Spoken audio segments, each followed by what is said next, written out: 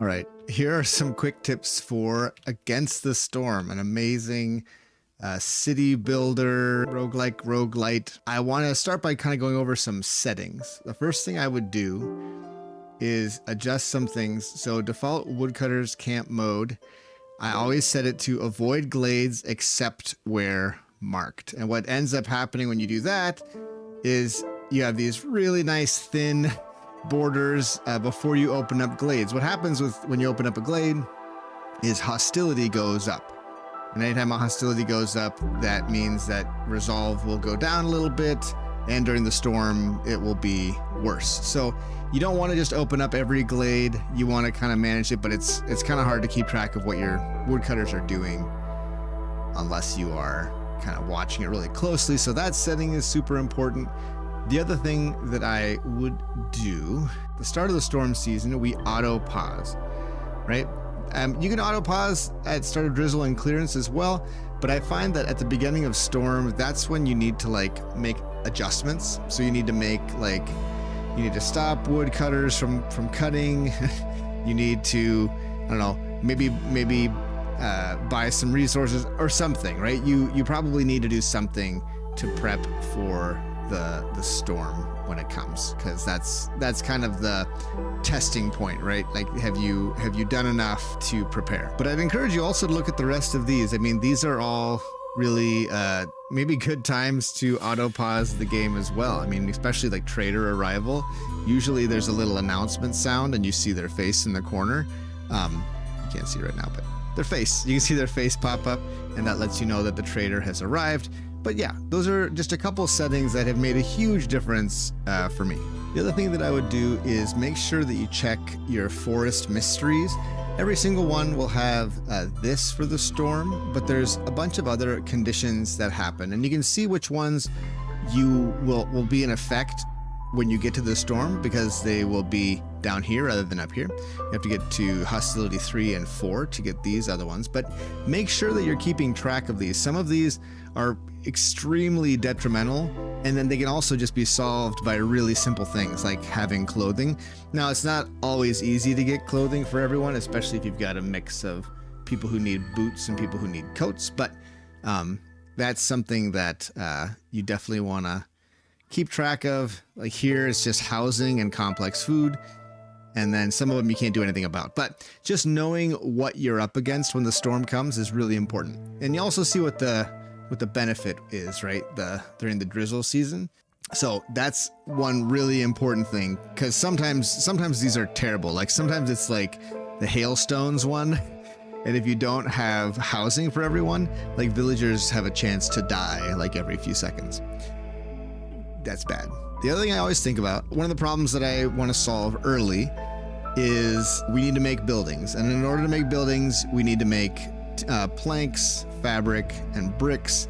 And obviously you start with the crude workstation, but this thing is terrible. 8 wood for 2 planks, 6 fiber for 2 fabric, etc. It's really, really bad and really, really inefficient. So one of the first things that I am trying to do is find ways to make those things more efficiently. I just happened to open this glade and there was a brickyard that I can like rebuild, and the brickyard does a great job at doing bricks. So bricks is solved, but I need cloth and I need timber. And so when you open up this the building blueprints, I always wait on the building blueprints. Don't pick them right away. You want to wait. Wait until at least 1 glade is open, maybe even 2. Like I'll pick 1 for the first glade that's opened, and then another one for the next glade. And as you get victory points, you'll get more buildings to choose from. But yeah, I'm trying to solve the building materials. I'm also trying to find complex food. Complex food. When I first was looking at complex food, I kind of felt like it was fine to just have my villagers eat like raw food. But what you don't realize, and I'll show you this by way of illustration. So the beanery can make porridge and pickled goods and crystallized dew. So let's just take a closer look here at what goes into making 10 bowls of porridge. 10 bowls of porridge for 4 of one of these resources, and 6 water, or 8 water, or 10 water, depending on what type it is. gives you 10. Now that's 4 plus 6 is 10. That doesn't seem all that amazing, but it's just water. Water is so easy to get.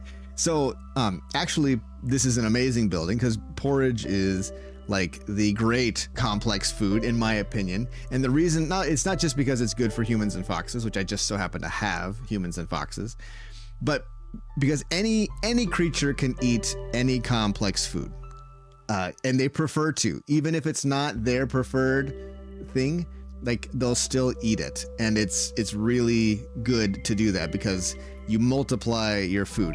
Not only that, but like porridge is just kind of special. Like if you can find, I always look, I just scan for porridge because if you can get porridge, you can just solve so many problems with that.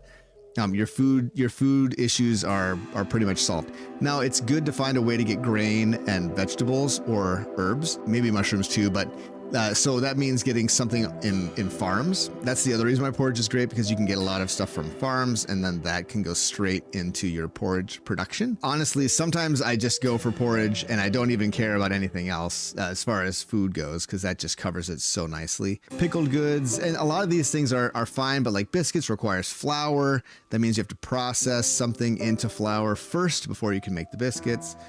Pickled goods, you need like a container, like pottery or casks or leather or skins. Complex food is the other thing that I'm looking for. And honestly, I will definitely pick up the beanery because it is so good.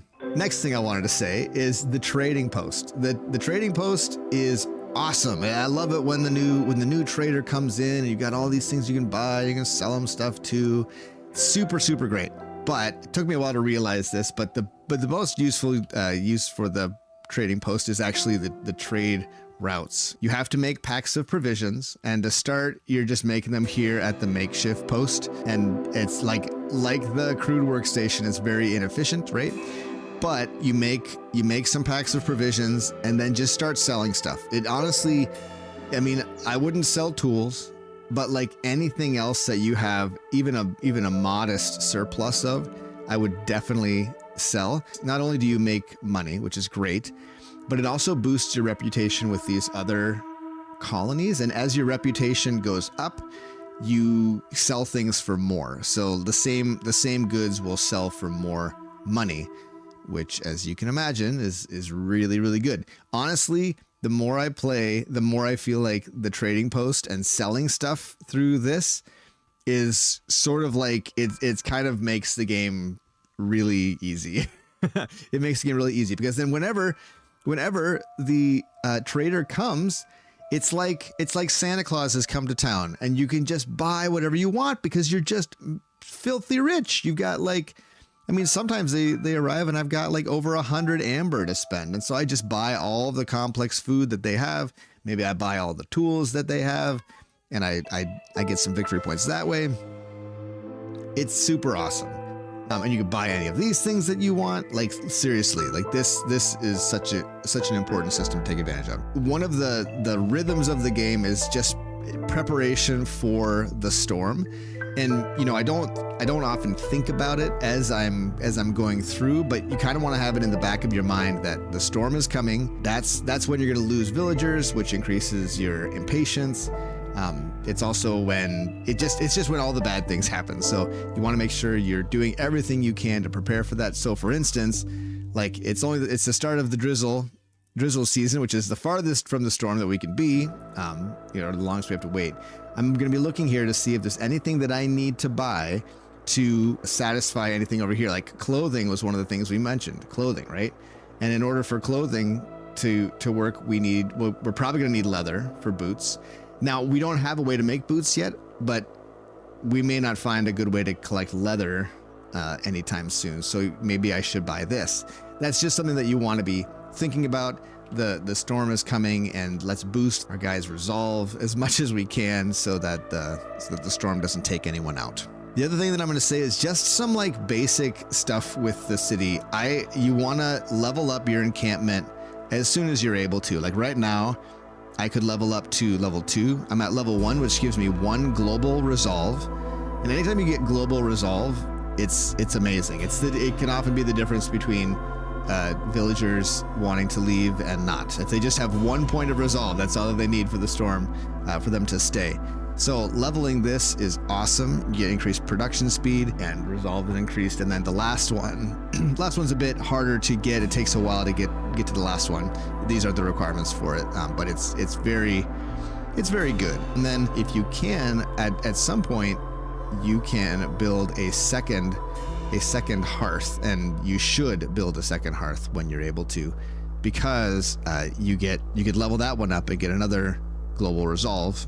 So it's great. Okay, to go along with that, make sure you have houses. One of the first things that I build when I start a new map, I build the obvious things, the woodcutters, any resources. I build collectors for those, but then I build houses, enough for everyone. But this is just a simple, easy thing that you can do.